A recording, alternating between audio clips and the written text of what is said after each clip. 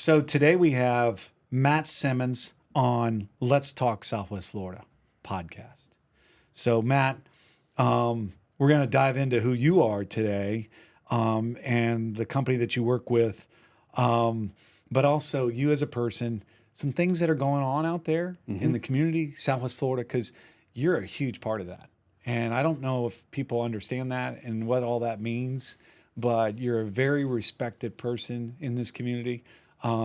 I think the best at what you do. Well, I appreciate and we that. can get into that, and that's not BS. That's not blowing smoke or like that. You're a very knowledgeable guy, especially with what's going on in our community in Southwest Florida, the help that we've needed, the help that we deserve, where we're going in the future.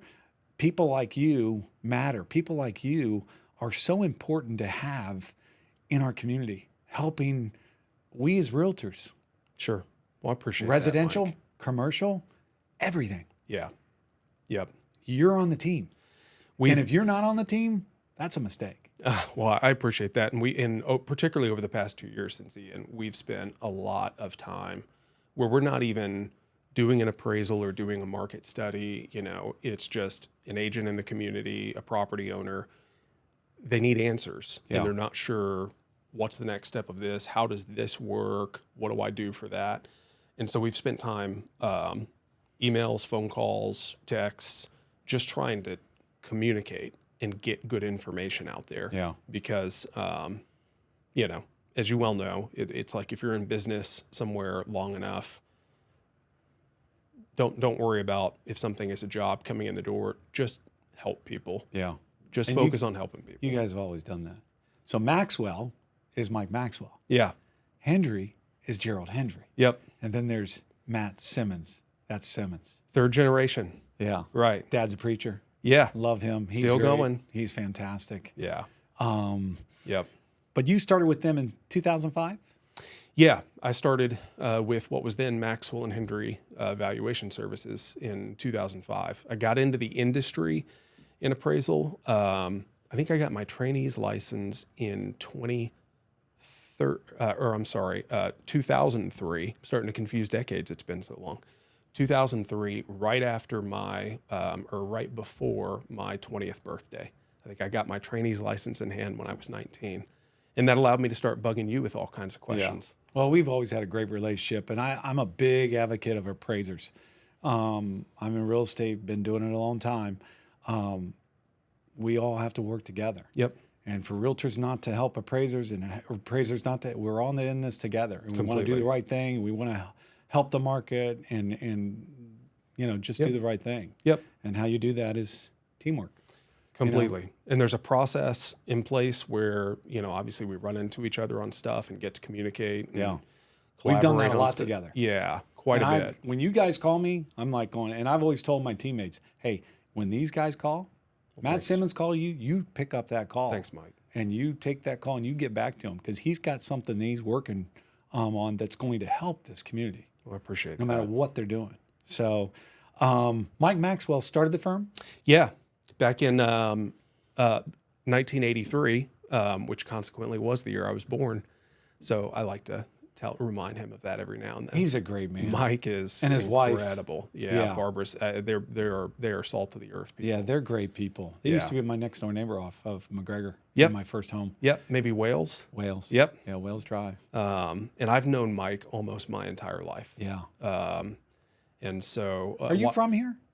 I was born in Tennessee. Yeah, that's what I But thought. we moved here when I was a few months old. Okay. So, yeah, this is home to me. I went to FGCU, you know, started working first part-time job when I was 14. And then by the time I was 18, I started kind of typing in an appraisal office.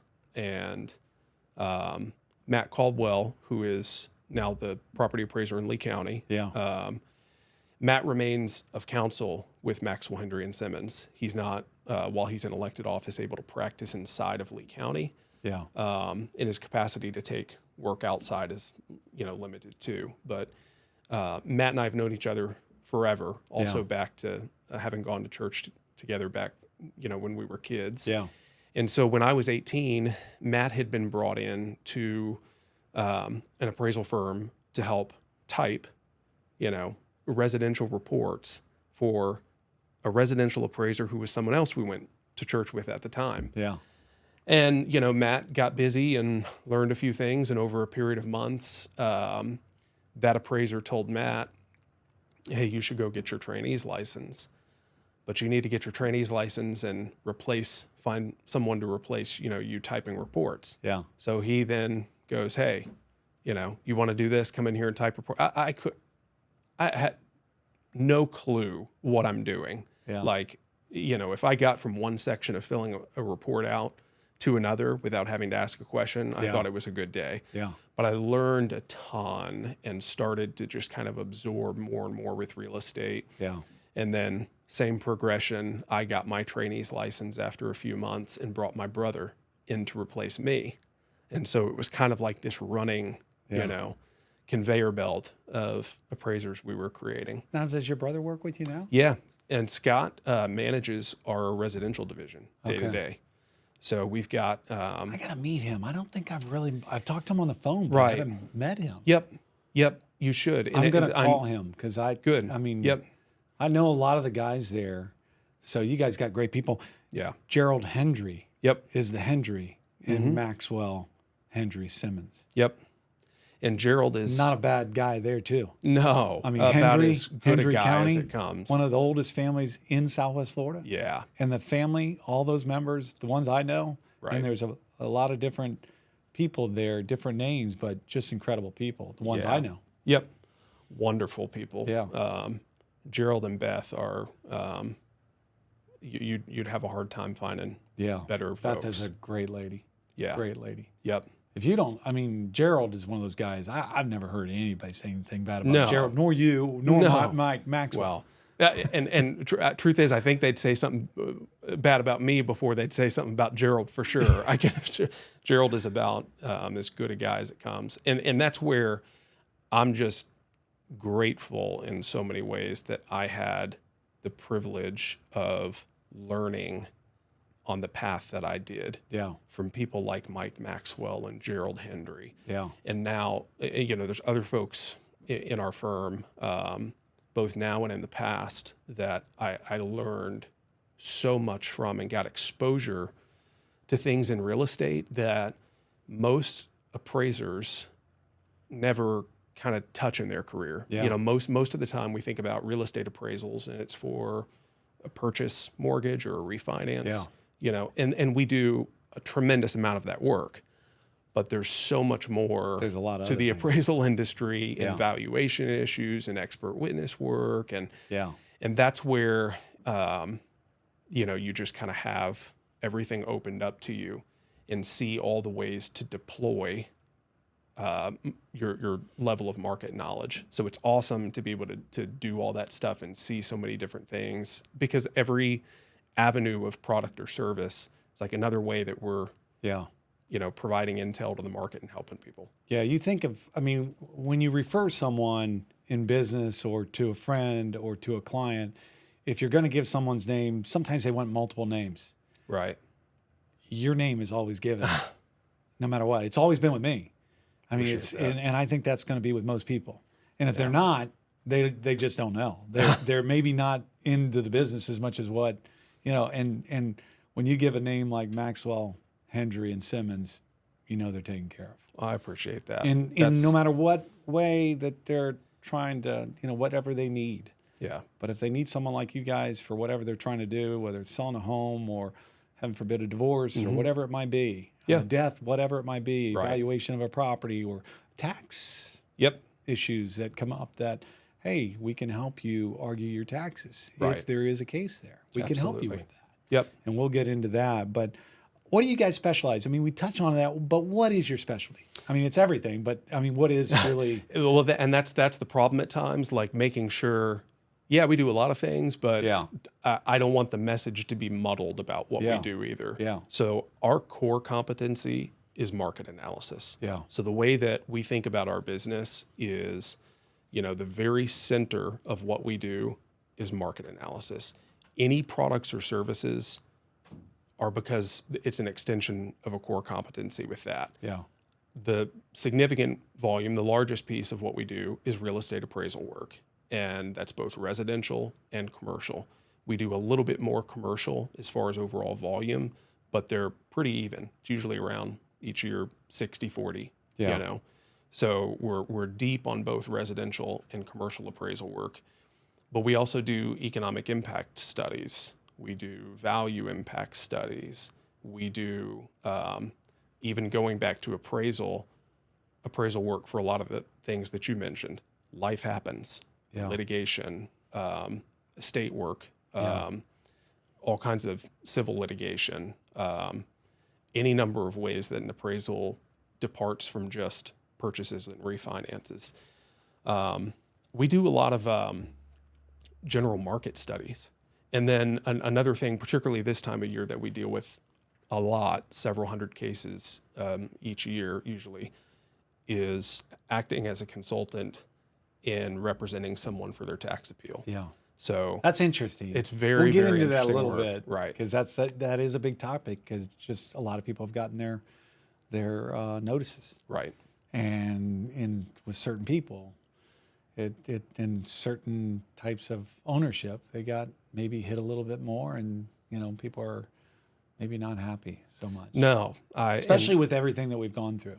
Yes. And why, and in a market that maybe has seen values go down in a lot of places. Sure. How can my taxes go up? Completely. And where is the basis? I mean, some of these markets have a lot more history than others, so maybe there is a little bit more basis. But when you look at a market like Captiva, Right. there's only so many sales. I mean, Exactly. we're 50% less than what we were last year, last I checked. Yeah. So, I don't know about that. And that's because of the lack of sales. That's exactly why Yeah. you can end up with assessments that jump significantly one year to another. Yeah. It's really just a matter of there's a lack of enough data Yeah. to be able to model the values Yeah. correctly internally. When there's something that is off, it's almost always an issue with there's a lack of data points, or the data points aren't similar or homogeneous enough to be able to model correctly. Yeah. That is 99% of the time what's happening. Yeah. And that's just a function of the assessment process. Yeah. Like I always tell people, we spend this time of year appealing taxes throughout several counties in Southwest Florida and beyond. But overwhelmingly, the assessments across the state, they do a great job. Yeah. That you have to kind of hit the middle of the bell curve with it. Yeah. And so naturally, you're going to have things that fall on one end or the other. Like that's just a function of the process. And particularly in Lee County, the assessment office here really is phenomenal. Yeah. I think we've got one of the best in the country as far as the data that they put out, the quality of assessments that are done, but more than that, the way that they handle the appeals process. Yeah. Because there are some jurisdictions where if you go to appeal, you would think it's like you personally insulted, the assessor's office, Yeah. and they're coming after you. I've had Yeah. some wild tax appeal hearings where it's like, is this going to break out into a fist fight? I mean, like, this is ridiculous. But jurisdictions where they really do care about getting it right, Yeah. and there's no ego involved, and they'll even preemptively look at your data before it gets in front of a magistrate for a hearing and go, yeah, I think you're right on that. Yeah. And let's, like, that tells you they want to get it right. Yeah. And Lee County's a great example of that. So I always like to say, yeah, we appeal the ones that are off and we'll go after it and fight. But overwhelmingly, they do a great job. There's hundreds of thousands of individual parcels just in Lee County that have to be assessed every year. Yeah. Our office does at times around, usually on average, 2,000 to 2,500 private appraisals. And obviously it's a different process, but like imagine having to create assessments on hundreds of thousands of properties each year. It's amazing. You're going to have a bunch that get off. Yeah. So, And that's why they have people like you to Yeah. help appeal. and say, Exactly. oh yeah, we see that. It's Right. not like you're against the property appraiser's office. You're just trying to help them out and understand. And then, if there's a case there, there's a case there. It's the pursuit Because of you truth. work with the appraiser's office. Oh, very absolutely. heavily. Yeah. We help work them. with them a ton. Yeah. And in fact, we've worked when the property appraiser's office here in Lee County, if something gets to the point of involving litigation, we've served as their expert witness. Yeah. When it comes to that point. Yeah. So it's not so much butting heads. It's this way with assessments, and it's also this way in litigation, or it's supposed to be at least. If you're just trying to pursue the truth, both sides, or an equitable outcome, Yeah. you'll get there. You'll figure it out. You just have to keep that straight in your head Yeah. and not get adversarial. Yeah. And so, yeah, we both with tax appeal and litigation, you see that where people who want a resolution and are fair-minded, you get it figured out. The ones that I talked to from last year when we got our tax bills and they went back, and I haven't heard any complaints. Right. And part of the reason why, and this is again something else that Lee County does. I know I'm talking about how we appeal them all, Yeah. but, and we do, and we want to go after it. But I also want to give credit where it's due. When they see that something has been off, it's one thing to correct an assessment, for a given year. But if you don't change the way that property is modeled, like if something inside of the model is what caused it to be off, Yeah. and it's like a factual item, correct that item or change the model so that next year you don't fall into that. Yeah.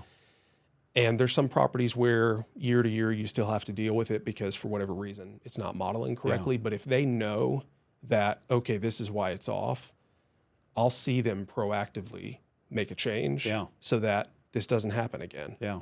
And that's, again, that tells me they're in pursuit of just trying to get the numbers right. Yeah. And you assess that many properties, you're going to have a batch of them that are off. Yeah. So, Well, we jumped straight into taxes, yeah. but let's go back. And I want to go back to you, chairman of the Florida Real Estate Appraisal Board. What's that?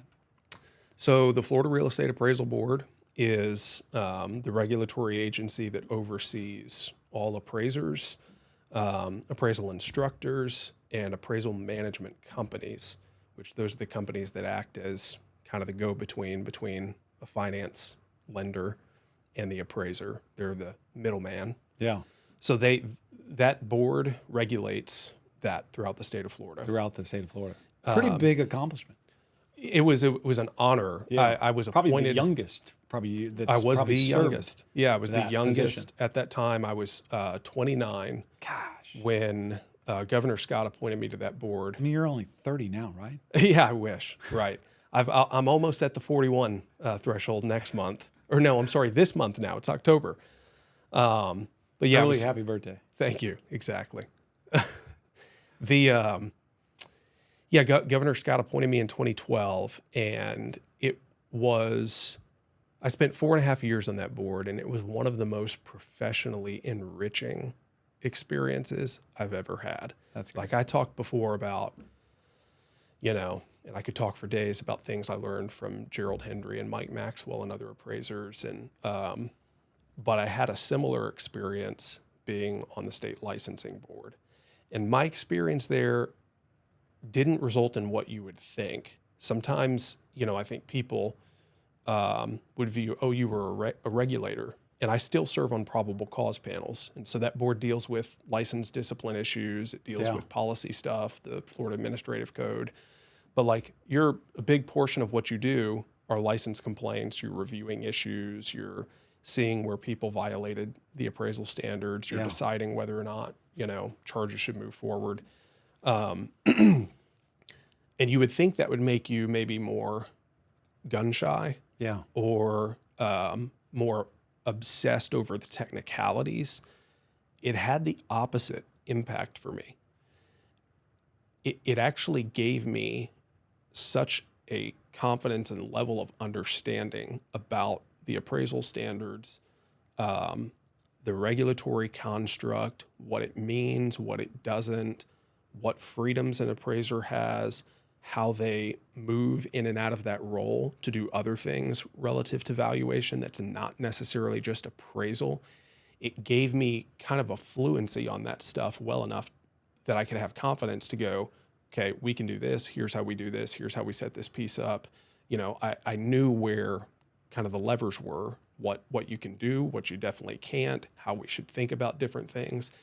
And so in many ways, it kind of made me less concerned about the technicality of everything, because I felt like I had internalized that stuff in a way that I knew where the lines were, how to approach certain things. And I didn't have to be overly cautious or overly worried about, oh no, I can't do this and I'm afraid of this. Yeah. And that's honestly an issue that has plagued the appraisal industry for years now. And that's why I say it was so professionally enriching, because it gave me an understanding of these things, to not be afraid of, well, I can't do this, I'm going to violate that. Or so much of what's out there in the appraisal industry is myth. Yeah. And it's people who are scared of their shadow, afraid to get hammered by regulators or step outside of the lines or something. And I don't want to step outside the lines either. It's just, I know where they are. Yeah. And I'm clear on what you can do, what you can't, how to think about different concepts. Like it tied everything together in a way that, is something that we try to use, even today as we look at other ways to provide services. It's funny you just said afraid of your shadow. Yeah. I mean, that's a great. I hate to say that, and look, because I use that. Yes, there's a lot, and use it a little bit more personally, not in business wise, because everybody's got a shadow and things like that. That's probably a little bit different than what you're explaining, but it is, and that's, I mean, again, expert in your field. Thanks. And it's passion. You love what you do. I do. And if you're going to hire someone, why would you hire someone different than that? I mean, I don't understand that. Yeah. I mean, if you want the best, you hire the best. You hire the people that are passionate about what they do. You hire the people that are very serious about what they do. Right. And they take this very serious. Yep. And that's what you do in a very friendly, professional manner, like you always have. Well, I appreciate that. That's exactly down what to we're earth, aiming for. all that. Yeah. You're a father of one. Your son? We've got a son. He'll be 5 this month also. Am I breaking into today's day with your son? No. He's out with mom right now he's running around, I think, over at a bookstore getting some books and toys. That's great. So we'll wrestle a little bit when I get home, I'm sure. Well, we appreciate you coming in today. You've been with Maxwell Hendry Simmons since 2005. What initially drew you to the world of real estate appraisal and consulting? You probably touched a little bit of that. A little bit. I mentioned you talked about your journey and the people that you were involved with and the people you've worked with, and how lucky you were to be associated with those people. And you went to FGCU, and that brings up a lot of times. And you're a very successful man, a very respected man. So, and I'm not just saying this because we're on the channel, all that kind of stuff. I know you, and I know people that know you, and that is. There's no BS about that. I mean, that's Matt Simmons. So as far as, you went to FGCU, and FGCU is a great school. Yeah. But I've always told my kids, hey, I don't care where you go to school. Right. It's what you do with it. Yep. Completely. And I didn't finish school. Right. And I think I've done okay. Yep. But, I've learned from people like you. I learned from people like you. Well, that is certainly a mutual experience. Yeah. I've mentioned, we work together. We worked together, and from when I was 19 years old, you continue to this day, but certainly over the first 10, 15 years I was working, we were doing a lot more together and dealing with, transactions, particularly on the islands. I learned so much from you, and I tried to internalize as much as I could, knowing, okay, you have taken reps on this stuff so many times. You're talking directly with the buyers and sellers in a way that we usually don't have the opportunity to. Yeah. And it's hard. You reach a point where you go, I can't remember where I picked that up from exactly or who I learned this from. It's just, that there's a sea of people who have poured into you to tell you and inform you with what you know. And you're definitely on that list for me. Well, I appreciate that. And me, and Mike Maxwell and Gerald Hendry and a lot of other people. And I know the same thing with you, like you just said, because we help one another and you're continuing to grow. No matter how long you've been doing it, as long as you're doing it, you're trying to still grow and get better and help people. There was no grand idea of, hey, I'm going to go type appraisal reports. I didn't even know what I was doing. Yeah. I had no clue. Yeah. The truth is I was moving furniture at that point while I was in college for an interior design company. Did you work with that furniture company, like not 2 Men in a Truck, but the Hunks and all that? No, I don't think I would have qualified for that if I had even tried. No, it was an interior design company over off 6 Mile. And I worked literally doing like installs of new furniture and carrying heavy stuff all over the place and sweating like crazy and working like a dog. And I did a bunch of labor jobs from high school through that. So what drew me to it was I'm tired of carrying a sofa up, and fitting it in the elevator at Palmas del Sol. Yeah. Like I am exhausted. I can actually sit behind a desk. You've got to be kidding me. Yeah.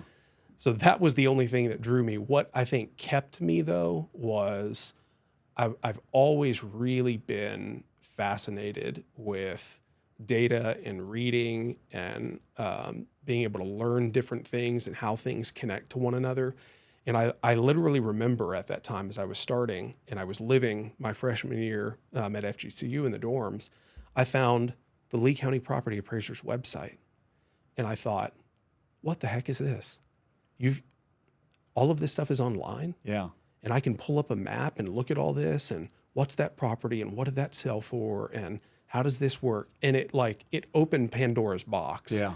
And so and it's only gotten better with that information. Because if you're kind of drawn, they've only added more and more. So if you're kind of drawn to that type of thing, that's actually something I ask when we're hiring, is I want to know, does somebody kind of get lost in real estate sometime? Yeah. Like if you've got free time and like you see something, whether it's Zillow or what, like, does that interest you? Yeah. And I have noticed people who are just kind of naturally drawn to real estate and they're interested in it and they kind of spend their free time even thinking about it and they want to know about that property and let's go drive around, look at houses. Yeah. Like it's just in your blood. Yeah. And so I was fortunate enough that I kind of discovered real estate's in my blood, but the real starting point was just, I'm tired of carrying sofas. Well, you've done pretty good. It's working out okay. Yeah. Yeah. As a managing partner of the largest appraisal firm in Southwest Florida, what challenges do you face? And have you seen the market evolve over the years? Yeah. So what I think, and how have you seen the market evolve over the last few years? So what I would say about the challenges that we face, what our effort is right now with everything that we're doing is trying to completely process orient and incorporate data science at every level of what we're doing. That's the biggest kind of evolution that's happening within the appraisal industry. There's a whole lot of changes that are happening that shift who does what and what role does an appraiser play.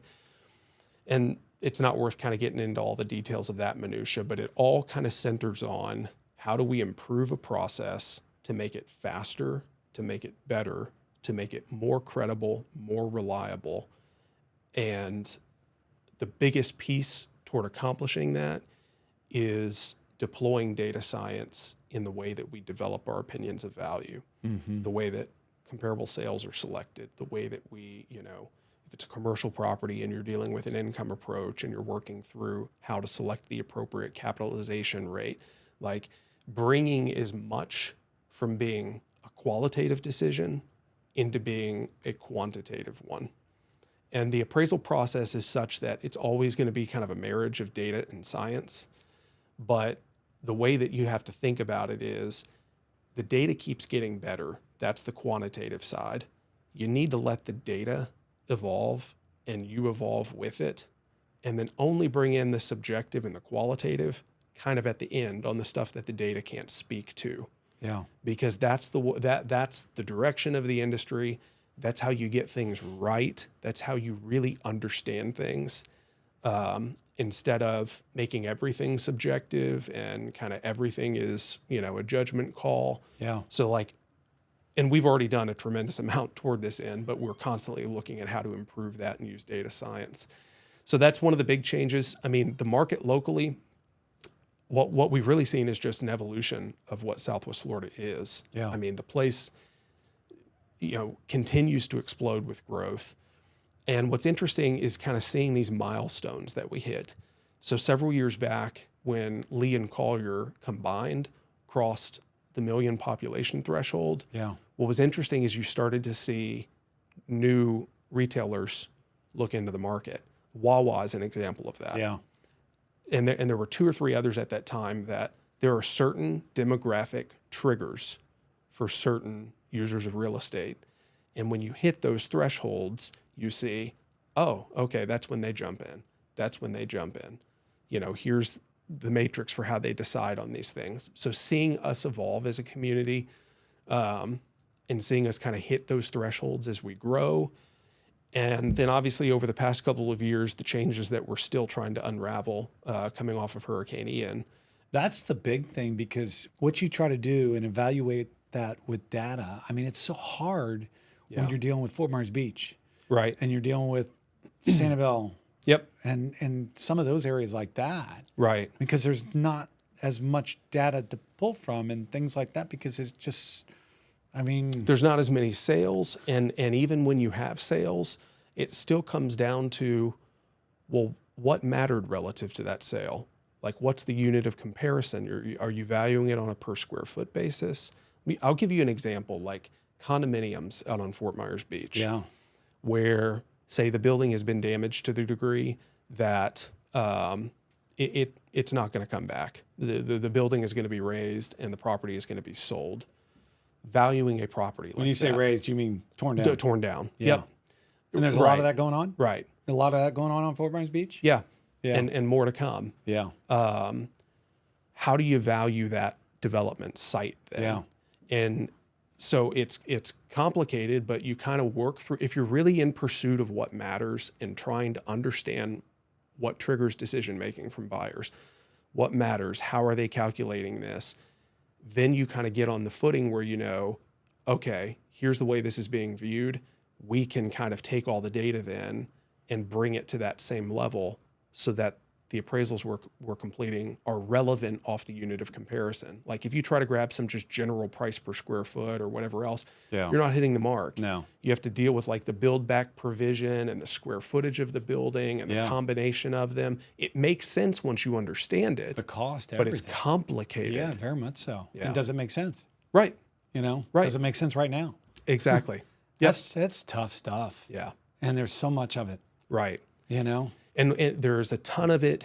I'm encouraged because we're headed in the right direction, I think, on a lot of these issues. It's just that they take time because they're not easy. And that's, I know, the frustrating part when you look at, us 2 years out from a storm and you go down and you look at properties and it's like, what the heck? Like, what's the deal? Why can't we get back going?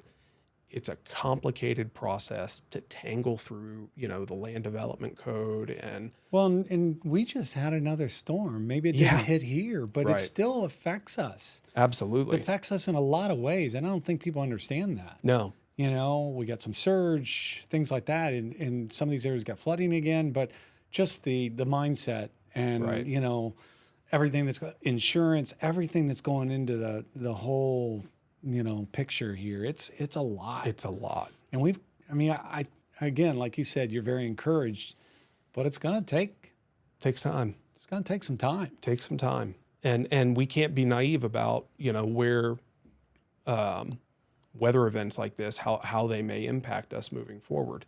Like the truth is, the most recent storm here, we're just a week out. Yeah.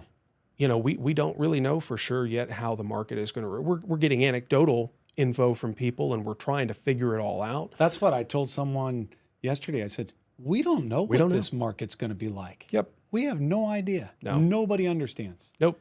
No one knows what the market's going to be like this year. Yep.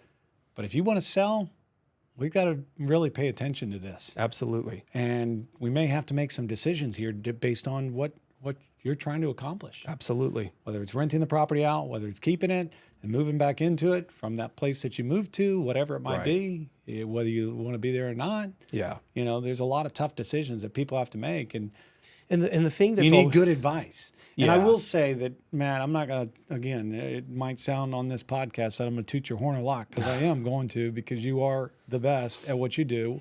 And if not the best, one of the best, but I think you're the best. Your firm, all that. And I think if people aren't using you, I mean, if I could use you in the residential side, and I have used you in the residential side, Right. because people have called me and I said, I would go to Matt Simmons. I would go to his group. You know, you could go this, you could go that, but that's where you need to go. Yeah. You know, especially more complex it is if it's a big estate, or, you know, you're dealing with a divorce, or you're dealing Right. with someone's death. I mean, Yep. we need to go to him. We need to go to them. And I think as a realtor, if I was ever needing you outside of that, even to be part of my team to help someone get their property sold, especially on a commercial level, I know you don't get into that so much, but sometimes probably you do a lot, but you should be even more, especially with how complex our market is today. Yeah. And I think people need to, and I think groups need to, you know, team up Yep. and bring in the experts to help these people, these groups, these owners, whatever it might be, whether it's commercial, whether it's a business, whether it's a residential, if it applies, Right. to bring in a team. Yes. And I think you should be part of that team in some of these situations. And if somebody doesn't think that, well, I think they're thinking about themselves. Well, I hate to say that. No, and I appreciate that. There's again no better compliment than a Yeah. referral, particularly Yeah. from someone like you. It's like Yeah. that means everything to us. Well, And it's a reflection of me. yeah. Well, no, And that's same thing with why you. that's why I say how much it matters. Knowing it's like to get, you know, someone like you referring us. It reinforces to us that okay, we're hitting the mark. We're staying on our game. Yeah. Like that's what we strive to be. We want to be the go-to company that people know. I mean, we love to do run-of-the-mill, straightforward, simple stuff. We, you know, still do as much of that as possible. But when things are really complicated and there's a whole lot of moving pieces, or you need an expert witness potentially, that's where I caution people, look, you don't have to work with us. Like, you hire someone else, but I am going to ask you to make your decision off the basis of who you think really knows what they're talking about. Yeah. And vet that. And if you think someone else, you know, is a better option, hire them. Yeah.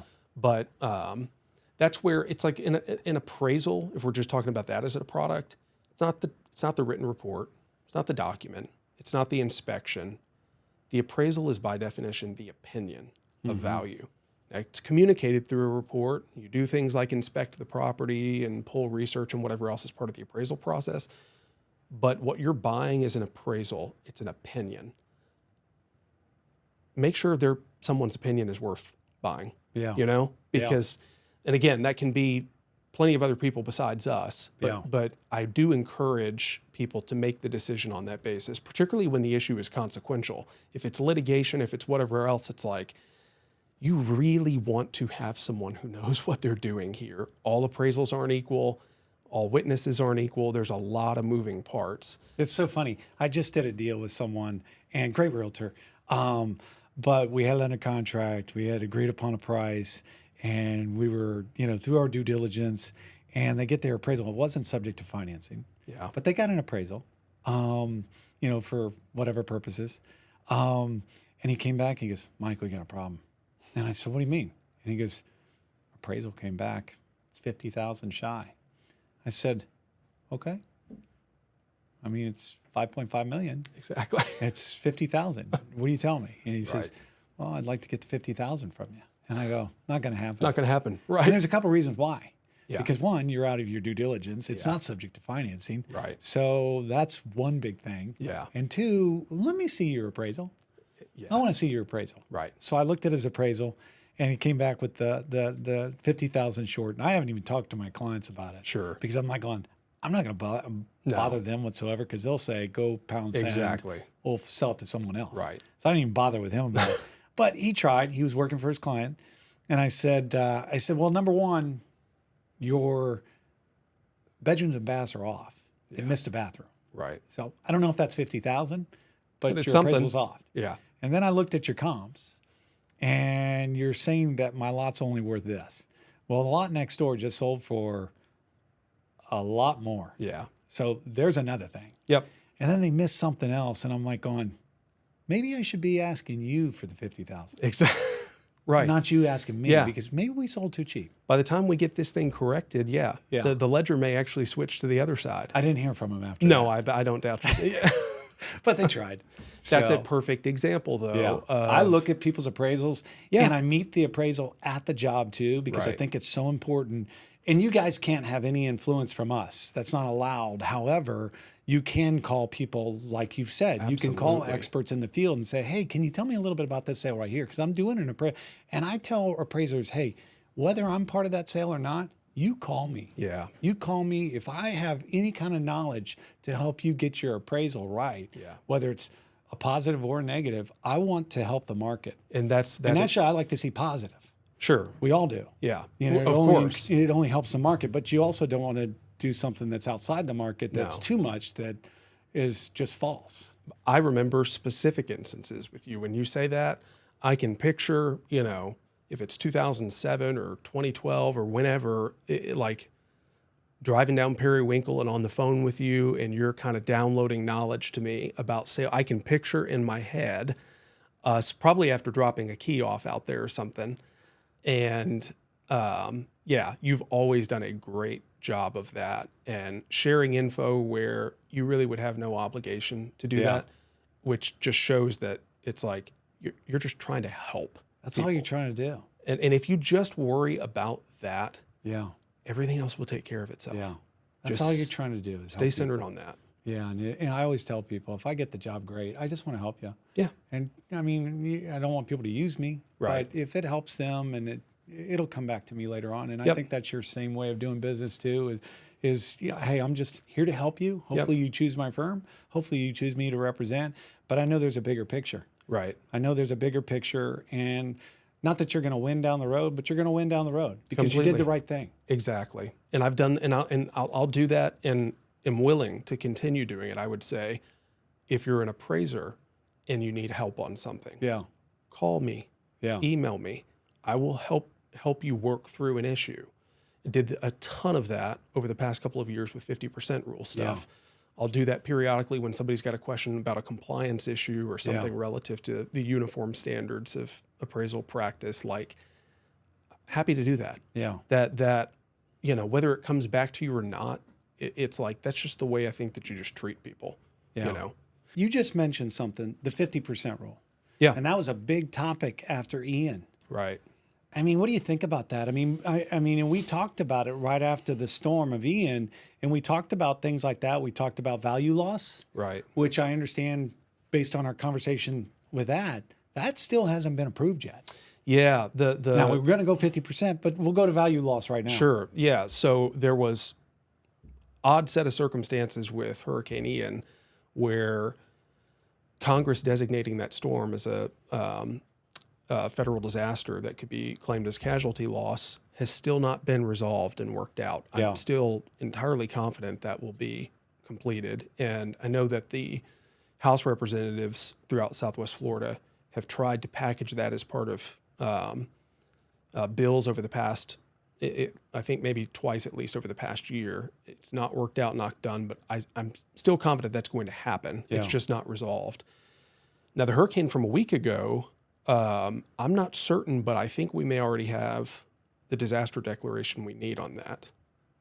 When you say disaster declaration, what do you mean? So that you could utilize the advantage of the value loss component, the pre-storm versus the post-storm value. Yeah. And being That's able to, probably not going to really happen around this area so much, is it? I don't expect it to Because be I don't nearly think there's that much. right. Now, I think we are going to have maybe a few that fit into that category. And if your property is such that And can you add it on top of what you already tried to do with Ian? Or no, that's a separate. yeah, now there's a recalibration, I think, whenever the property eventually sells that takes place. But the short answer is yes. I think it's still to your benefit to do that for the 2024, and you can actually go back a year. Because I think 2023 tax. I think now that taxes. we're bringing this up, Yeah. because nobody knows what the market's going to bring, you may want to look back into that Yes. because this storm that we just had on the West Coast, and I think you would agree with me, we didn't want to have another storm on the West Coast, no matter where it fell. Right. Heaven forbid it's Southwest Florida. Right. But we were really hoping not to have one on the West Coast because we knew it would probably affect our market just as much as anywhere else. Sure. Heaven forbid, and thank goodness we didn't have the damage that we had from Ian. But I think it's still going to affect our market, and not be in a negative way. I'm not being because I'm a half glass full kind of guy, and Sure. you are too. Yeah. But you got to be, real too, and it's reality. Yep. And you've got to advise your people properly, and you've got to think about those things ahead to help people make good decisions. And like you said before, we don't know yet. Yeah. But you'd better be eyes wide open and clear about, hey, there may be some collateral damage here from the market standpoint that's yet to show itself and flesh its way out through transactions. But yeah, a second hit in 2 years. So that value loss could be more than what they originally looked at. So Could well look be. at that again. Yep. And we've already had some clients who have reached out to us And you do who that. are familiar. You we guys that do work. value loss too. Yep, we'll do the pre-storm value and the post-storm value. Yeah. And there's all kinds of sets of assumptions that go into that. But essentially, it's the value loss to the property as a result of the physical damage that took place. So, And that's because it was a federal disaster. yeah, and there's got to be a declaration that I think we've already gotten on Helene that qualifies that. The only reason Ian was hung up was there was technicality, apparently, about how it would be designated and why. And I'm still confident that'll get worked out. Yeah. But Especially probably after this storm here that we just had, not just affecting Florida, but affecting the Carolinas, the Tennessees, and all. And the thing is, it's unfortunate because there's a lot of people. There's a big connection. Not to get into this, but there's a big connection between Florida and North Carolina. There's a lot of people that have homes here and have homes up there, and vice versa. Yep. So we feel for those people in North Carolina because a lot of those people are here. They're part of us. Yeah. I completely agree. And it's, gosh, yeah, when we were watching, I think the eye was still over Florida. In fact, I think it was Central Florida. It wasn't even, at the state line. And there was a town in North Carolina that had reported, I think, 26 inches of rain already going back to the storms they had in the days prior. It's like, that's going to be super bad. Yeah. Because, I mean, you take a mountainous region and now dump a lot of water on it. That is a whole lot of water running all to the lowest point fast. Ian could go down as the most, the Helene. worst. Helene. Right, yep. Or Right. Helene could go down. These names are getting confusing. They are. Yeah. What's this next one going to be? Do you know that? I think have it starts no with an idea. M. I've always wondered the hurricane naming. It's like, I don't know. It just feels a little off sometimes. Maybe we can do something about that. Put some new names forward. Yeah. Could you sponsor a hurricane name? Yeah. I don't Would know you about want that. to? No, even? I wouldn't want Okay. to. All right. Yeah.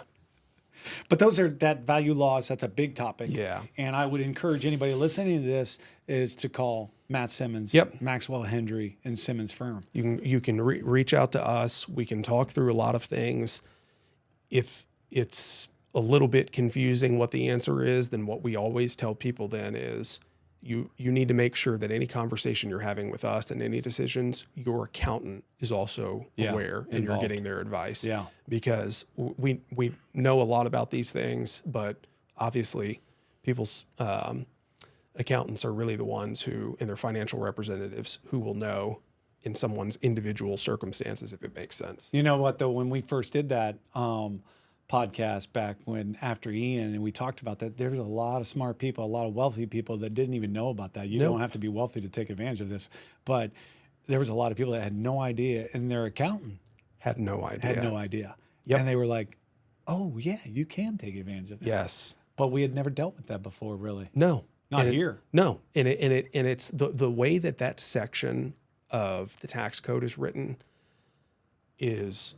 It's like it was written to be as confusing as possible, the way that it works. So I have worked with tax attorneys and accountants and have gone through the language to parse what's what. And I think the consensus of everyone is, gosh, could they clarify this section of the code? Yeah. So it's not surprising to me that people, maybe if you didn't have exposure to it, why would you know? Yeah. But I bet you Trump knows. I bet. I'm sure. Right.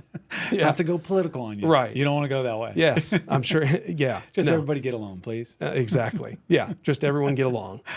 Yeah. Yeah. So besides the value loss, we were going to get into 50% rule. 50% rule. So Yeah. the 50% rule, we dealt with that after Ian. Now we're doing that again with some of these properties that went through it, put their property back, and now they've been affected again. Yeah. How's that going to work out? Frustrating for Yeah. one is how it's going to work out. So last Friday, the morning after the storm passed, we got a phone call before I was even into the office yet. I got a message that we had a first call about an order for a 50% rule appraisal.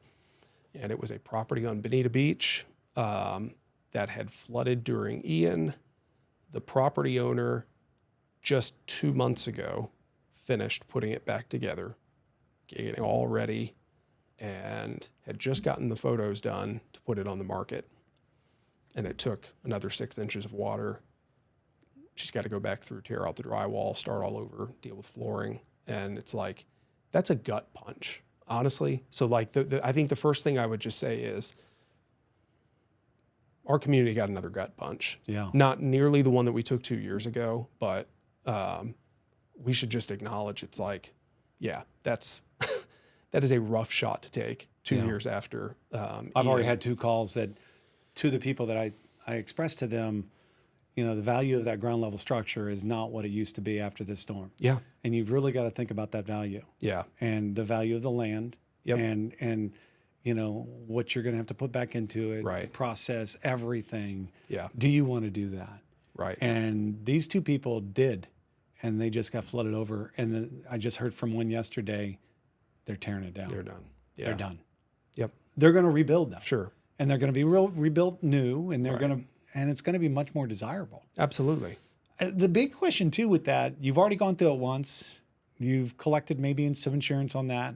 I wonder what that's going to look like with another claim for something that, I mean, you've got insurance, but still, Yeah. it's a big deal to the insurance industry again. And we've already got an insurance crisis out there. Right. And it was starting to loosen up. Now what's this going to do? Yeah, I mean, we won't know answers for that, I think, for a while. I'm hopeful. You know, we had a lot of insurers come into the market, into Florida in 2023. I think we had like a net gain of maybe 7 or 8. And that was coming off of the legislative session at the beginning of 2023. There's all kinds of, you know, different opinions and controversy over. You know, the problem with that issue is that you've got insurance companies on one end and trial attorneys on the other. Yeah. And I love both and work with both all the time, but both also make a perfect villain when you want to, you know, cast them that way. And that's in any business. And that's in any business. But that whole issue, why it's so difficult at times to know, okay, what from a policy standpoint should we do?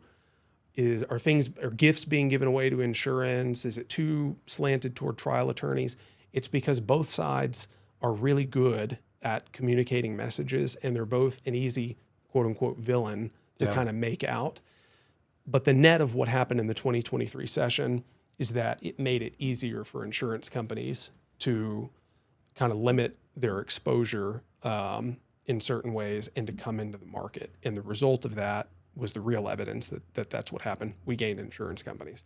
I don't think we're going to know, again, how bad the issue is with Helene. I am slightly encouraged, although, you know, the storm was so destructive across the Southeast. It hit in the area of Florida that has the lowest coastal population throughout the entire state. Don't want it to hit anywhere, of course, but if it's going to hit somewhere, that's the spot where it has the least impact. Yeah. And so I'm hopeful that because the way the insurance markets are structured, that Florida itself may not have nearly the amount of percentage share of damage that this storm has in total. Yeah. Because so much of the damage and destruction is not, you know, inside the state. But there has been so much damage up and down the coast. Oh, St. there's a Pete, ton. Anna Maria, Yeah. Paso Grill. I mean, I've got a client, good friend of mine up in Paso Grill. She said, Mike, I'm done. But and she got 7 foot of water. And Yeah. she's a total loss. So in where hers. so where She's I'm at ground level. She's tearing it down. Yeah. And now, and so what I said before, I'm separating the hazard insurance market Yeah. with flood, Yeah. because from the standpoint of like wind damage, Yeah. you know, it We didn't wasn't get that. nearly as No, we didn't get that. as devastating. Yeah. Flood is a Flood different is a different story. story. But that's the issue with flood. Like the overwhelming majority of flood policies are through the National Flood Insurance Program. Yeah. So NFIP collectively, you know, is set up in a way that there's cost share throughout the country essentially, and so you don't see Yeah. that same level of dramatic impact Yeah. that you would, you know, on the hazard side, just because of kind of the structure, I think, of the insurance market. Which the National Flood Program is already, it's been underwater anyway. So I mean, Right. now we've got more. And, No pun intended. Yeah. I Right. mean, yeah. But private. I think we talked about the other day. Private insurance Yeah. companies, and that hasn't been really. But maybe we were just starting to see something with that. But now we've been set back possibly with that, because we were talking the other day. Someone in a high rise, and they're getting looked at just like the guy on the first floor, Right. and they've got these high premiums from the National Flood Program, whatever it might be, Right. and then now, I mean, but the risk is not the same. Not the same. So why wouldn't you let private come in and pick and choose like that? Yeah. So in the private insurance market for flood, it's growing, but it's still a significant minority. I think we're going to have to grow the private side for flood. But yeah, that's one of the beyond frustrating components of flood insurance, and it kind of shares that trait with health insurance. Yeah. Like, part of the issue that we have with all of this stuff is that insurance is by definition supposed to be making a bet on an uncertain outcome. Yeah. It's actuarial science. Like, it's not difficult to rate risk and set policy.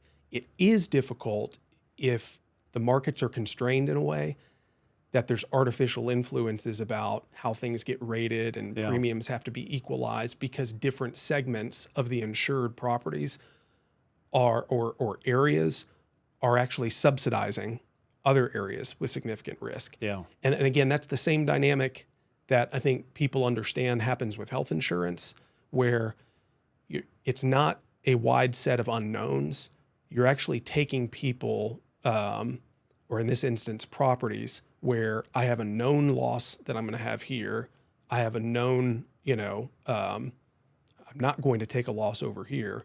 And you're kind of equalizing it out all in a way that it kind of loses track of what makes common sense. Yeah. Because like you just mentioned, you look at a situation, you go, how does a property that is 8 or 10 feet, the finished floor above the floodplain, have a premium that is on par with a ground level property, next door? Like, well, that doesn't make sense. Doesn't make sense. It doesn't. Yeah. Because this insurance market and many others are kind of completely separated from actual risk mitigation and calculating what a premium would be on an individualized basis, or at least grouping properties in a way that kind of makes sense. Yeah.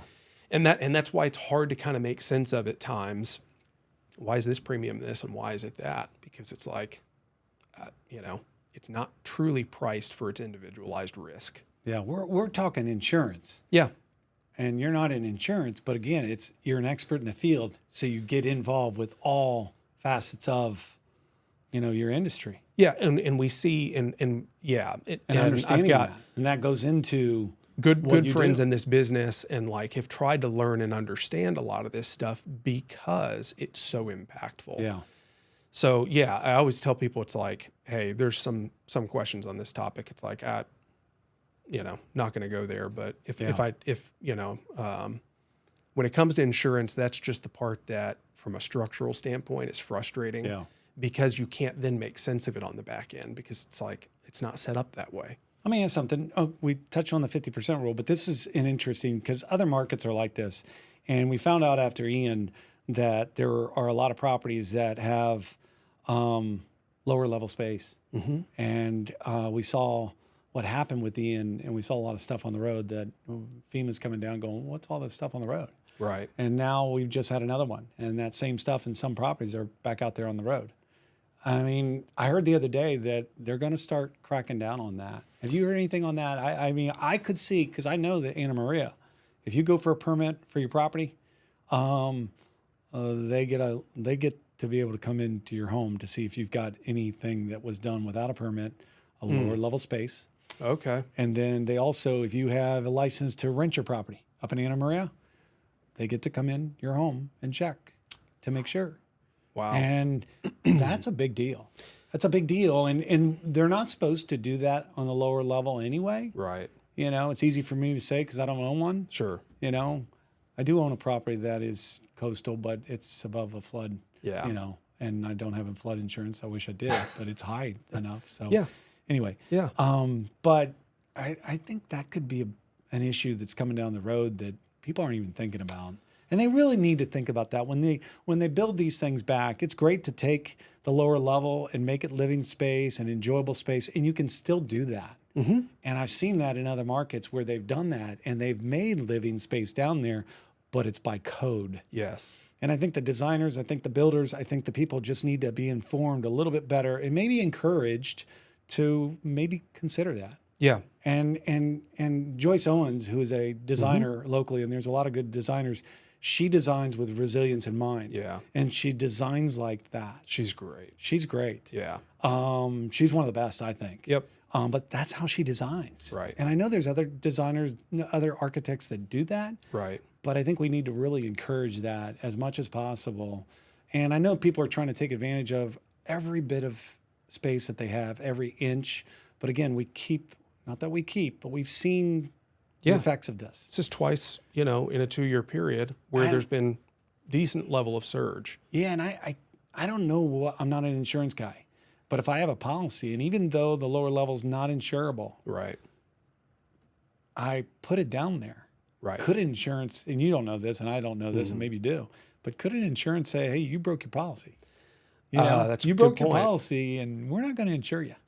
So I don't know for that item. I mean, the National Flood Program. But there's other pieces where you will definitely end up with the insurance company able to indemnify themselves because of non-permitted improvements. Yeah. That we've dealt with in litigation at times. So where if it kind of they're opens not your eyes and you permitted for go, certain things, that insurance, whoever you've got insurance, they could say, you're not insured anymore. Yeah, I'm pulling the whole policy. with a lower level, I don't know if that particular instance, but I wouldn't see why. I wouldn't see why not.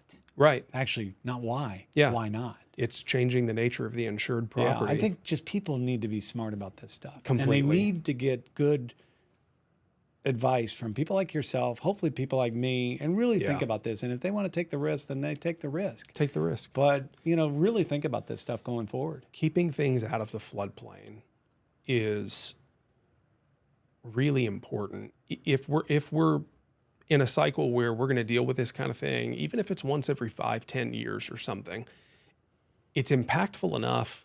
If you've got even 2 to 3 feet of surge that's running across the property and you've got some level of water intrusion, like that's impactful enough, setting aside Ian, that you really want to think about this long term. And what's interesting is that if you look at communities that are elevated and everything is maybe up on pilings, if you really set up a community in a way that the enclosed improvements are not down inside the floodplain, you can have a significant event come wash through, and you go get the sand off the roads and out of the garage or whatever. It's like you can get back to things so quickly. Yeah. Where things get super destructive is where there's a wall of water and there is a structure in the floodplain that now becomes a projectile, essentially. And that can end up taking out, the pilings on a home that was conforming. Yeah. And cars that then, end up getting thrown into properties. But like if you actually take even a highly developed area and you pull stuff up out of the floodplain, stuff can go wash through and you're kind of back to normal much sooner. These things that are occurring, like with these storms that we've had, and hopefully we're going through a cycle and we're not going to get them for another 20, 30, 40 years, whatever that is. So if you're thinking about going to the other coast, I don't know if I'd do that. I think we're going through our cycle. We're almost done. So come to Southwest Florida, come to the west coast of Florida. But Yeah. I think some of these things that people are doing now with building resilience in mind, like an elevated pool, like lower levels that are looked at for those reasons. I mean, you're an appraiser. And, you know, it could be an extra value to have an elevated pool Yeah. versus a lower level pool. Yeah. You know, it could. You know, there are things that maybe some people could you know, they should consider that it could be, I want an elevated pool. I want to elevated this. I mean, people are looking at that more and more. I just came across one the other day. He was built in the 80s and he's below the floodplain, but he's doing a major remodel. And he called me up and he goes, Mike, I wasn't planning on doing this remodel to this magnitude. I Yeah. wasn't going to spend this much money, but this is starting to get out of hand. Yeah. And I bought that lot from you for $3 something. I was going to do a small remodel. It was going to be within the 50% basically because Sure. it was an inside model. You know, it met the, but we didn't realize, we didn't realize how much he was going to do for that remodel. And now he's above the 50%. Yeah. And I said, you know, if you're going to be into that old structure that's up on pilings, even though you're not going to have any lower level, but you got wood pilings, nothing wrong with wood pilings, but they do have an age to them. Sure. You know, and Yep. and you know, wood's not bad. You know, I mean, it gives, concrete doesn't. You know, Right. things like that. But I said to him, if you're going to be in that kind of price range after you're done, I'd tear it down. Yeah. And I think he's going to tear it down. Yep. I mean, because I think he's getting to a point where it's like the guy coming in here next or the gal coming in there next, whichever or both, they're saying, I mean, that's an older structure. Yes. And there's things there that they should have just tore it down. I That's- had another conversation with another property like that yesterday. Yeah. And these are on Sanibel, Captiva, even on the river of Fort Myers. I'm having a lot of conversations like that. We're hearing the same thing. And that's when I think about, should you make a decision like that for value purposes? That's what's like the leading edge of what are buyers asking about? What are they bringing up now? That's where I think it should be factored in most on the seller's side of what to do. Those questions are coming up now. Yeah. Like buyers are aware of these issues. And we've seen a lot of instances where really a big part of either the diligence process or even before making an offer, they want to get in the weeds on, you know, what's the elevation? Do you have an elevation certificate? You know, is your flood insurance policy assumable? Can you, you know, do this? Can you do that? You know, what permanent improvements exist inside the floodplain? Like at times, some really good, thoughtful questions. So if the buyers are asking that stuff, to me, it would tell me as a seller, it's like, yeah, I really need to be factoring in that this is important moving forward. Very much so. And I think, you know, in some ways, the insurance on a property, if you've got an assumable flood policy, or if your insurance has certain discounts because of features of resiliency or whatever else, that's kind of become a selling feature in many ways. Yeah. I mean, not in every strata of the market, but for a lot of the market, that's something you can kind of beat your chest on a little bit as you know, it's part of the marketing even. Yeah. I've heard that with flood policies. Do they have a Yes. flood policy? Well, there's a value there, so we can add that in the value because I can assume that flood insurance, Yes. and there's a value to that. So Absolutely. I'm going to work that in my value when I go to sell my property. Entirely. You know, it's funny how that's happened, but Yeah. but also too, I don't know if you were involved with this, but By the Sea, were you involved with By the Sea, the condominium on Sanibel that just got torn down? I don't remember if we touched that or not. So By we the may Sea have. is a perfect example of condominiums that Yeah. we're going to build back. Yep. And they took it down to basically the concrete, and you had 18 units, and it was just sitting there. Yes. It was below flood, what is Right. now the current, and I guess the insurance and just everything that they thought. Sanibel made some changes with height, Yep. with the angle of light, and what that means. Yeah. So there was a couple sales that went on before they decided to do what they did in the end, which Right. meant tearing it down. Yep. But and they were pretty big sales, and I think they'll be okay because now what they've done is they've decided to tear it down, Sure. and now they're going to have 10-foot high ceilings on each level, Yep. and it's going to be a brand new building. It's going to be built up to the newest coast. There hasn't been another condo like that on Sanibel for I don't know how long. 2004 or 3. And so it's going to be the newest condo. Yep. So do I think those values are going to be way up there? Yeah, I think it's an Yep. opportunity. Yep. I mean, it's a developer product. I'm getting the newest condominium on Sanibel Island. Yeah. And it's going to take 17 months to build. but I've got a new product. Yep. Something we have not seen in this market now for over 20 years. And I think that's where people need to think about that. And if we Yep. do that in those condominiums, it's sad to see them go down. Sure. But I think that the owners that own them, they're tough decisions. There's some people have mortgages, some people, but collectively, and I think if you've got smart people involved, they really got to look at this kind of stuff and decide, because I think if they do the right thing, and in this case, tear it down, I think these condos in a couple of years, pretty fast, maybe even before they're even constructed, Yeah. that I could buy that condo now and lock it up and maybe even sell it for more before it's even finalized and built. Yep. That's new product. That happens all the times with developers. Completely. You know, people buy in, and then before they even complete, they've resold it to someone resold else. it. Yep. And we'll see much more of that. I wasn't remembering By the Sea by name, but now that you gave the details, it was like, yeah, we did deal with that. And there's some other condominiums, even on Sanibel, that could be, and they are in several. that same boat. Oh, yeah. And there could have been more, but I don't know if they took that position, and they probably should have. I think that really many of them are still trying to decide. Yeah. So we've done probably, And that's part of the holdup. yeah. And that's people. part of the Why holdup. aren't these things getting done? And There's big decisions that need to be made. it's big. I would say we've done probably 15 to 20 appraisals on Sanibel of that type, where it's condo projects, Gulfront.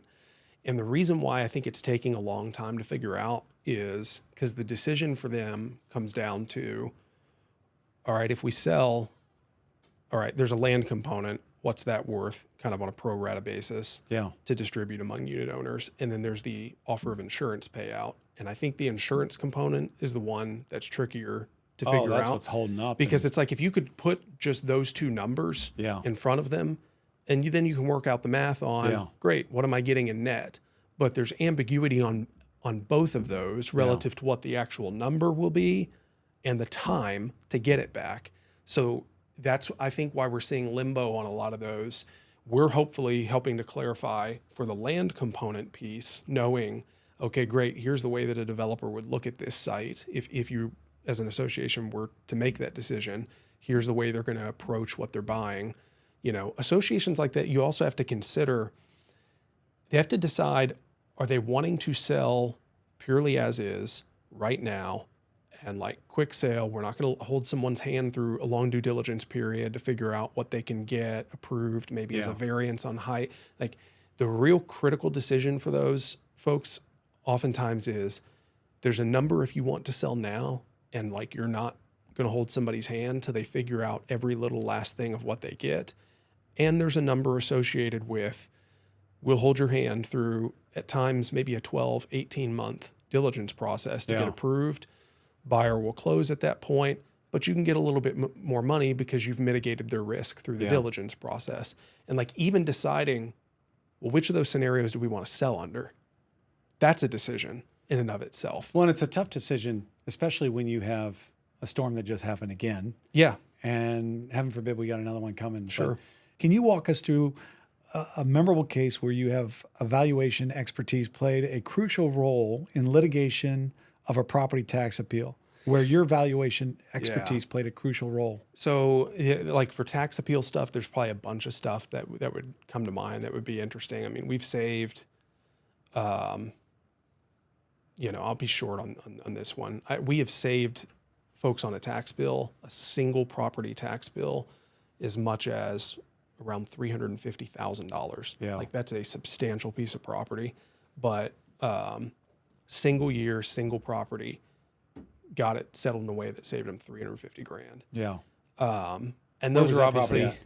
what now? Where was that property at? Fort Myers. Okay. It's commercial. And But I know that commercial some of property. my clients that you've helped, they have saved quite a bit on Yep. some of these properties and helped maybe them also. I know one on the Bay, I believe you helped them.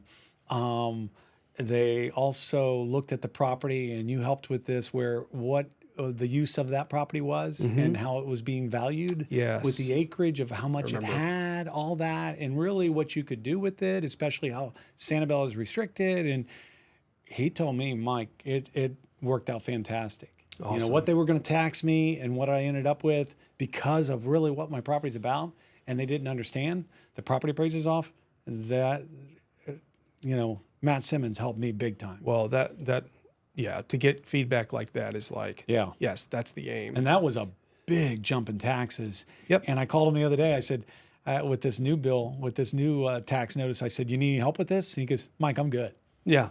They did now it's under control. Perfect. That's what we want. It's Yeah. like, great, if we're able to fix it and clarify Yeah. it. And we brought this up, I think, earlier, in a way then that the assessor's office knows, okay, moving forward, here's the way this type of property should be modeled. Awesome. You don't Yeah. need us anymore then. Yeah. And the other thing I would say is, because, we just 2-3 weeks ago had the filing deadline for tax appeals. Yeah. So for the 2024 tax cycle, filing deadline is passed. But if you are just now looking at your trim notice, Which a lot of people do, and are. sometimes they don't even look at it till later. Exactly. And that's why I wanted to bring this up. If you still see something and you think, geez, this is off, reach out to us. Don't just look at and say, the filing deadline passed, there's nothing I can do. There's no guarantee of what we can do, but there is an informal process that we can connect with the property appraiser's office and bring something to their attention and get it dealt with informally. If it's a late filed appeal or literally it doesn't even show up in an appeals process, it's just an informal correction to the assessment. And that's why I said before, we spend a whole lot of time, during this time of year arguing with the assessor's office and, fighting over numbers or whatever, but we have a great working relationship because they know that we bring cases that are legitimate and we know, what we're dealing with when we bring something. We're not just trying to throw everything up against the wall and get what we can get. And so they respect when, we bring something to them, even if we end up not seeing entirely eye to eye.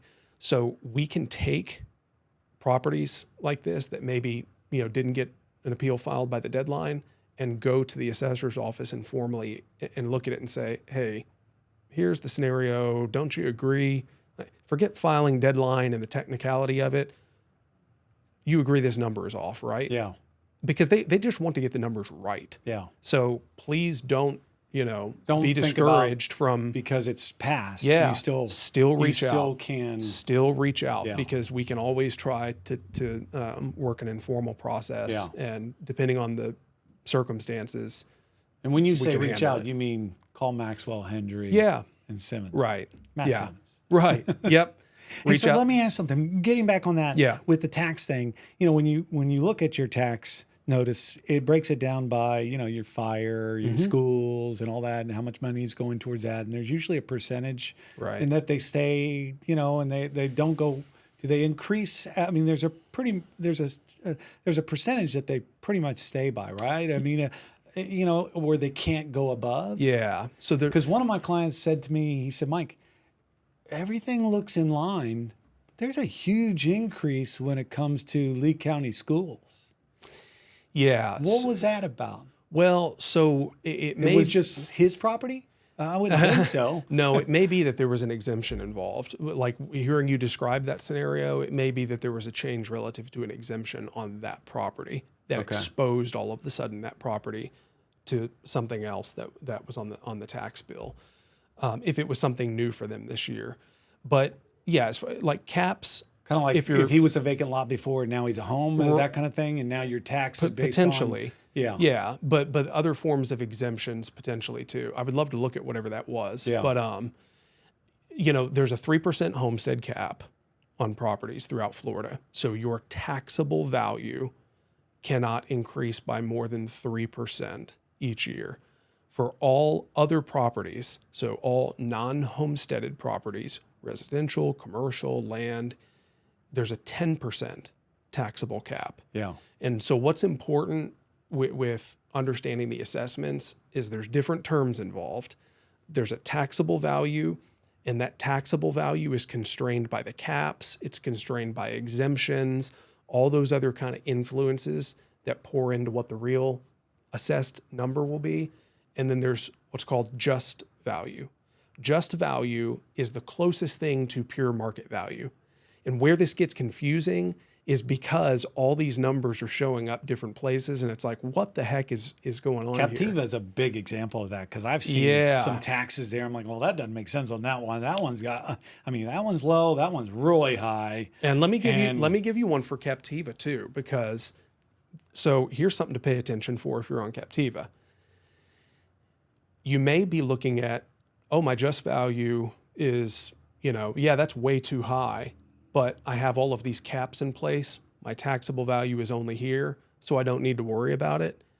And in some situations, that would be the case, but not if the erosion control district is ready to levy assessments. Yeah. Because unless this has changed in recent years, for beach renourishment, when that happens, the full just value hits for that assessment. So you may think, oh, my tax bill, everything's the taxable value, I'm fine.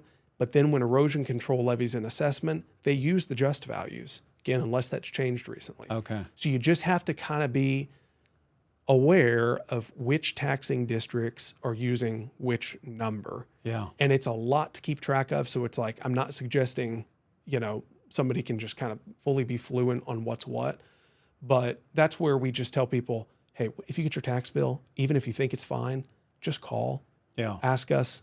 We'll look at it. We'll keep a running list of properties each year that whether they reach out directly or not, we know these are clients and recurring issues, and we're going to review them during tax season because it's a lot to kind of keep separated. So, and at the end of the day, you want to make certain, of course, your assessment isn't hitting higher than it should be. Yeah. I mean, it's real money when you're dealing with. Oh, especially with Captiva. I mean, with the values up there, and you don't have the sales are 50% down from what they were last year. So how do you base your just value based on, and then you're bringing up the beach erosion, that kind of stuff. But, I had one property up there. They went from, I think it was 5 million. They went to 9 million in just value. Right. And I don't think the millage rate changed, did it? No, in fact. So it's not your millage. It went down. Most municipalities locally have lowered their millage rate. Yeah.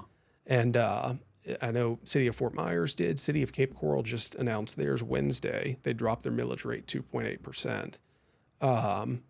Now you can do that because assessed values are still getting higher. They're still going to get more money than they did last year, to be clear, but not as a result of a higher millage rate. Yeah. So it's not that the millage rate itself is being jacked up, and in many ways it's being pulled back.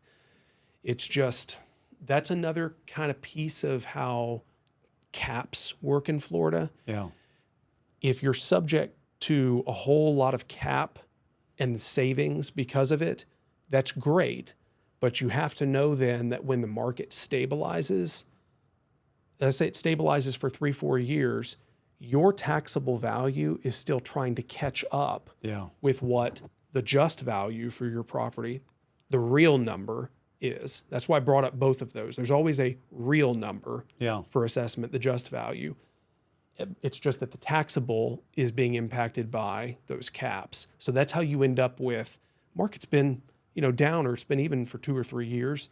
Why in the world are my taxes still increasing? Yeah. It's almost always because your taxable value was super low with caps, and now it's just catching up. Yeah. But that just value on some of those properties that I'm seeing, it's just way off. Way off. I mean, way off. Yep.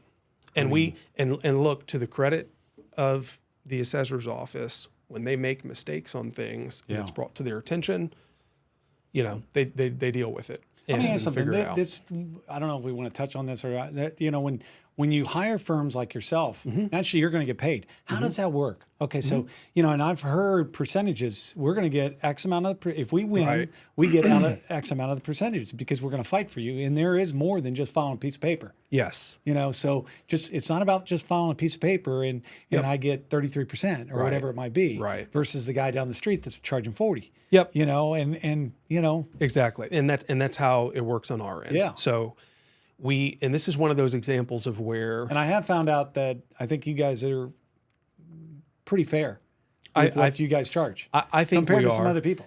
But you get what you pay for. You get what you pay for. But I also understand that I get what I pay for, and I'm doing pretty good with Maxwell, Hendry, and I Simmons. think we're more than fair when you look at the comparative results of what we get. It's like I think we're maybe a bargain even. Yeah. Well, please don't raise your rate. Yeah, exactly. That's a great idea. It'll come back. Because we fully case manage when we deal with an appeal too. Yeah. So it's basically you sign an engagement letter with us. we file through, there's a system called Axia where the clerk's office and the assessor's office, like you got to go fill all the stuff out and you get a petition number and now you've got to log in and password and document filing deadlines and all this. It's a bunch of minutia for, a municipal process. We just handle it. Yeah. So essentially we didn't do that for a long time, but we realized it's eventually easier and a better client experience, frankly, if we just own the whole process. Yeah. And so the way that we work, 99% of our tax appeal work is on a contingent fee basis. So that work we do as consultants. Yeah. We are technically not appraisers in that capacity. And we're clear about that. Everyone knows kind of what we're doing in that respect. Yeah. You're using a lot of the same skills and the same decision points to control for value, but an appraiser cannot act as an appraiser in doing valuation work on a contingent fee basis. Yeah. So that's where, again, these other areas of things that we do that involve valuation but are just not an appraisal, this is an example of that. So it's a standard percentage rate, and our default rate is 35% of the first year tax savings. Yeah. And so you owe us nothing if we don't If we don't get win. Anything, you don't owe us. And that's not a bad deal. No, it's not a bad deal at all. And it's a natural way also for us to make certain that we're only taking cases that we believe there's a legitimate component to try to go after, which is important. It's essential for us to maintain that reputation. Yeah. Because when we're dealing with the assessor's office, we rarely end up actually having to go to a hearing. We're almost always able to work out an informal settlement. We'll go to hearing and get after it if we need to. Yeah. But we have been able to establish ourselves as, okay, they've got an appeal. There's probably an angle. There's something here. We should give it attention. Yeah. Which is something I think that municipal offices do, not just with us, but with other really good tax reps who they know, hey, there's something here that should be getting our attention. Well, if I'm going to pay that big tax bill and I'm going to argue it, if I have to pay 35% and get back 65%, I think it's a win. Yeah. and come next year, it's you don't owe us anything. Yeah. It's like it's all kind of net savings from there. But you lock that tax and you want to take advantage of that, because if you don't, that's precedence for the next year. It's entirely. In fact, I beg people at times, whether it's through us, whether they want to do it themselves, the first year of a homesteaded property, you really, really want to be very vigilant about your assessment. So that's a good point. A lot of people probably don't do that, but they should understand that, and they should look at that in your first year. You really need to look at that, critical, because that's the basis right there of that 3%, locking 3%. It in and not going up front. So that first year of your homestead, look at that. That's important. That's where, even if you think, it's maybe 5% too high, but I don't want a homestead property first year, fight it. Yeah. Like every dollar you Would get that be lower. the same case with a new build? Yeah. New construction. Now, if it's and if it's going to be homesteaded, for sure. But if it's not going to be homesteaded, is that something really still kind of you should try to look at? It still matters because there's still a 10% cap on all non-homesteaded. I would say the threshold of requiring someone's attention is lower than what it would be if it's a homestead scenario. Yeah. But it's definitely still worth paying attention to. Just look at your taxes. Just look at your taxes. Every year, look at the taxes. Don't push it aside, like my wife does. Right. I'm sorry. Exactly. Wait, this is being recorded? Yeah. It's not live. No. I appreciate everything you've brought brought to the table. And if you have questions about your tax bill, if you have questions about your value of your home for estate purposes, for whatever you're going through, you call Matt Simmons with Maxwell, Hendry, and Simmons. I appreciate that. And there's other good appraisals out there. There is. Just like there's other good realtors out there too. Yep. But you want to work with the expert no matter what you're dealing with, whether it's an attorney, whether it's a doctor, whatever it is, hire an expert. Yes. And you get what you pay for. You do. And if you're just looking at a fee, then, again, you get what you pay for. You get what you pay for. And in this complex of a market, this market that we're in right now, you need professionals. You do. And you need a team that's working for you in your best interest. Completely. So believe me, if I have someone that needs your help, I'm calling you. Well, I appreciate that. And the same on our end. Yeah. It's like, Well, again, you know a lot of good realtors, and I hope I'm in that basket. oh, you're certainly in that but basket. People should have choices, and you Yeah. want to give them those choices. But and it's personality too. Like in my Right. field, you gotta like who you're. And I always tell course. people, I'm going to do what I'm going to do, and I'm going to do it at a high level and have your pocket in mind. But you still got to like me, Yes. and because I'm going to be the one that's helping advise you. Yep. And trust and honesty, and I think they got that with you and me. Yep. But you still got to like the person. You got to like still them. got to like all that. As So, digital as everything has become, everything is still relationships. yeah, very much so. And trust. Yeah. And you got to know that you can look somebody in the eye and deal with them. How do you manage that honestly. personally? Because I have a tough time. I don't have a tough time. I'm getting better as I get older. But I'm a very empathetic person. I think I'm known as a giver, maybe sometimes to a fault. And you always try to help everybody. Yeah. I always tell people, hey, even if I'm not working with you, give me a call. I'll help Right. you. Yep. I hope I'm going to be your realtor, but if you want to pick my brain for whatever's up there, give me a call. Yep. And let's talk. And hopefully Yep. I earn your business. Right. And sometimes people don't know if that's real or not, but I know it's real with you. Yeah. And I know it's real with me. But how do you manage that sometimes? This is a Saturday. Yeah. And we're in here talking for hours. Right. You've got a family, but this is what you're passionate about, and this is important stuff. If people want to know, Yeah. and people care about Southwest Florida, their property, Right. their value of their property, their taxes, insurance, all the different things that are going on. Yeah. That's why we're doing this. Yep. It's not because we just want to be heard. Yep. And we just want to, talk and all that. These are conversations that you and I have. Yep. Just in person, Completely. general. And you're sharing your knowledge with Southwest Florida. And I know when we had this conversation 2 years ago, and the reactions I got and some of the people who reached out and questions, honestly, at that time, that was right in the aftermath of the storm. I Yeah. hadn't spent much time thinking about it. Yeah. But I remember distinctly some people who reached out and said, thanks. I wasn't sure of this issue. I just talked with my accountant. And they were essentially saying, you guys in talking us 2 years ago exposed something to me that now I've been able to get handled that I would have missed otherwise. Yeah. And on a personal level, that's impactful. Like I said, I hadn't thought about it necessarily at the time, but then I realized after the fact, it's like, gosh, that's gratifying. Yeah. And I don't think, when you say manage it, you've definitely got to be vigilant about your time Yeah. and have boundaries, but you also can't change who you are. Yeah. And I certainly have always viewed and experienced you being a giver. And I would hope that would, that's part of who you are. Yeah. And it's who you are. yeah. And I hope, and I think that's the way I've thought about that sometimes is I'd rather end up with somebody taking advantage of me or overstepping or me having to kind of take a hit on something because I was in pursuit Yeah. of just trying to do the right thing, whether I hit the marker or not. I'm okay with that. Yeah. I will fall off where I ought to be on that side. Yeah. Instead of falling short of not being, constantly trying to, hey, how can I help something? Can I do something? And I don't always get that right. None of us do, but Yeah. I'm at peace with that. I am too, man. Yeah. I am too, because that's how I am too. Yep. And that's I won't sway from that whatsoever. Good. And I'm just not going to do that. Yep.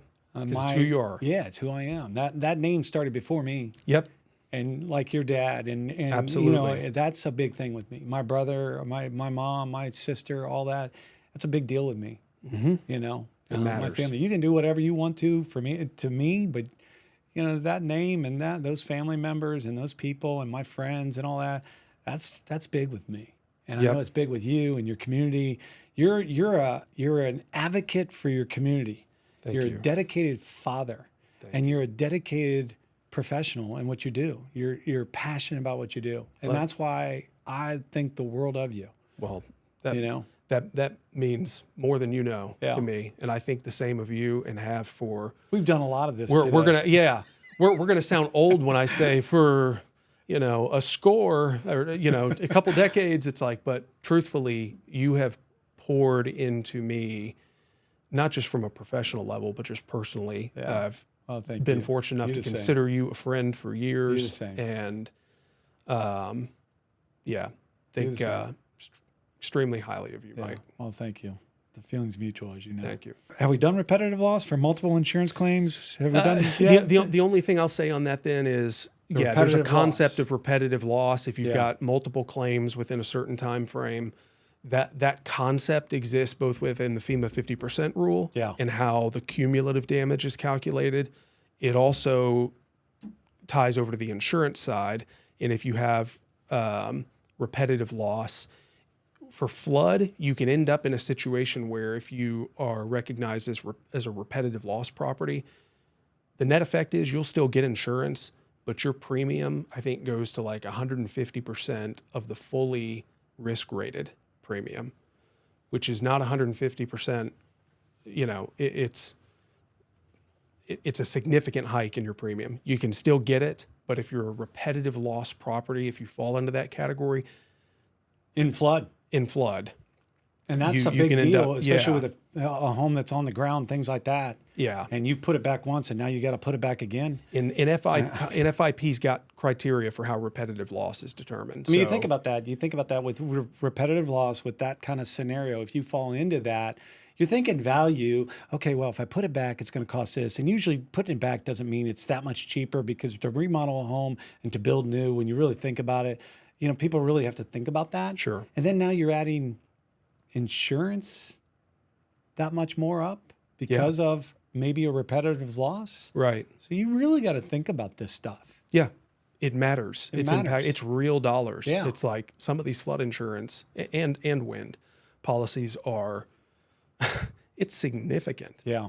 So That's yeah. where that team approach with people like you, people like me, other people in the field, insurance, all that, Yeah. that people really should call and talk to those experts in the field and try to get good advice for what they're trying to do. Yes. And if you don't, then I don't want to say shame on you, but shame on you. But then you're going to get what you're going to get. Yeah. Because And we don't want you to get that. No. If it's in a negative direction, we don't want that to happen. And to there's so many really good professionals locally, Yeah. forgetting our fields in insurance, you know, whether it's accounting firms like we were talking about Yeah. before. Like there are people who are really, really deep on this stuff and who I love to hear talk, because I always learn something new. Yeah. And they're willing, to talk to people. Yeah. They're happy to have the same conversation you and I just had about just helping people and communicating stuff. And we're passionate about our work.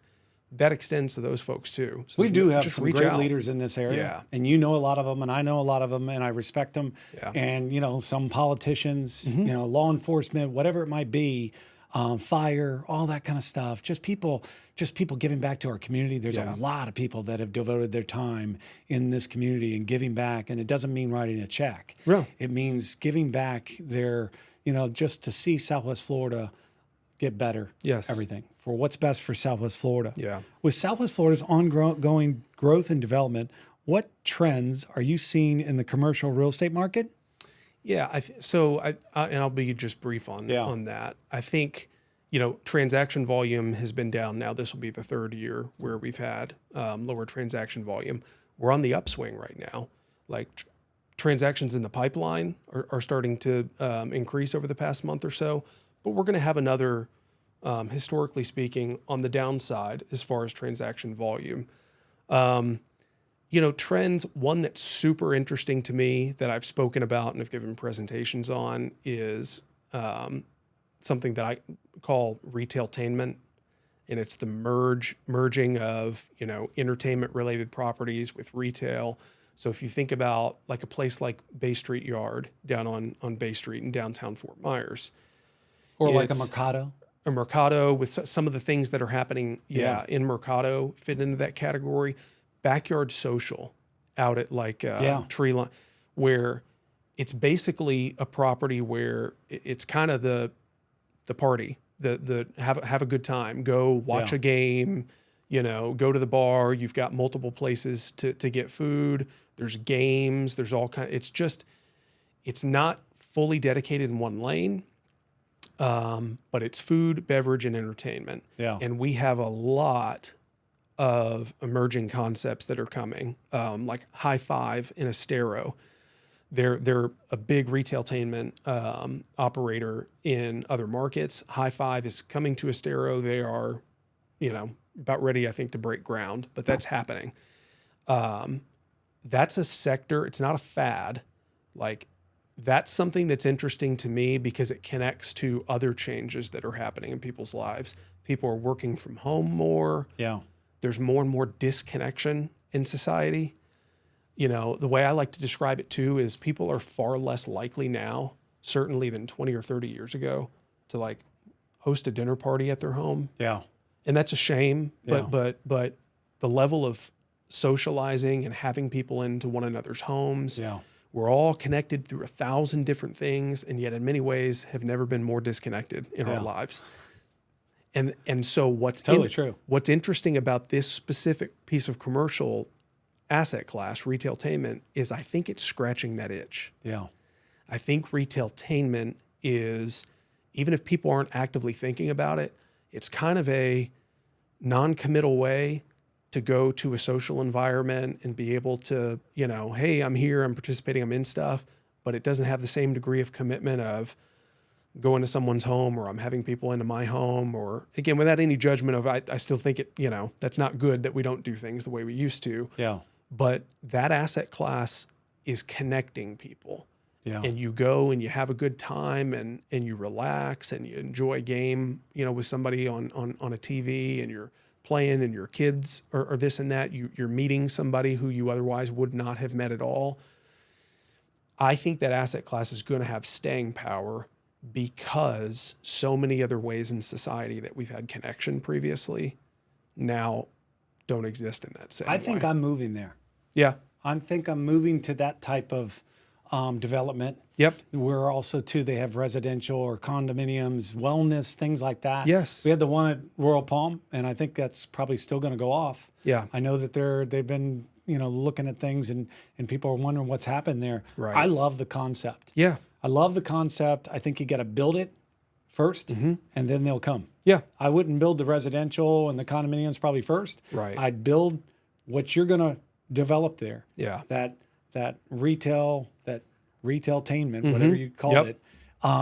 Merging of retail and entertainment. I'd build that there because I think it's not downtown Fort Myers. Right. You're going to put a hotel there. You're going to also put residential there. It's Yeah. going to be it's going to be wellness. It's going to be retail. It's going to be restaurants.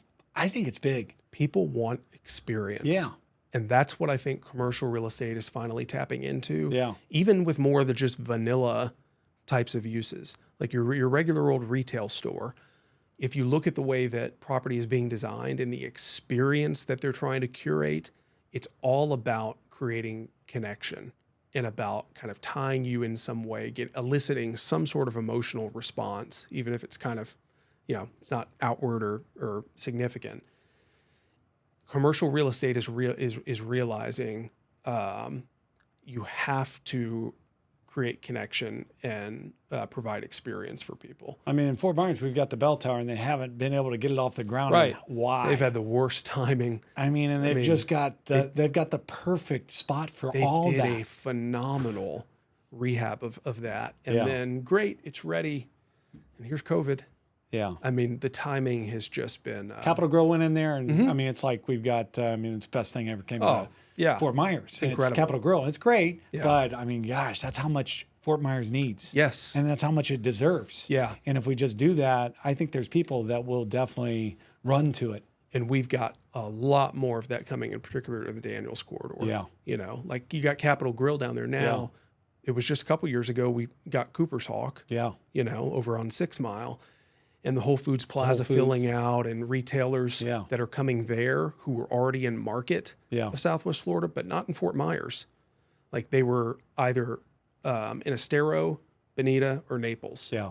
But they're now saying Fort Myers is a market. Yeah. The Daniels corridor is a market we can be in. So I'm really excited about some of the things that we're seeing in the way that commercial real estate, I think, is evolving in reacting to some of the other changes that we talked about in society that are happening, and how it can kind of capitalize on filling a need. Yeah. Exciting.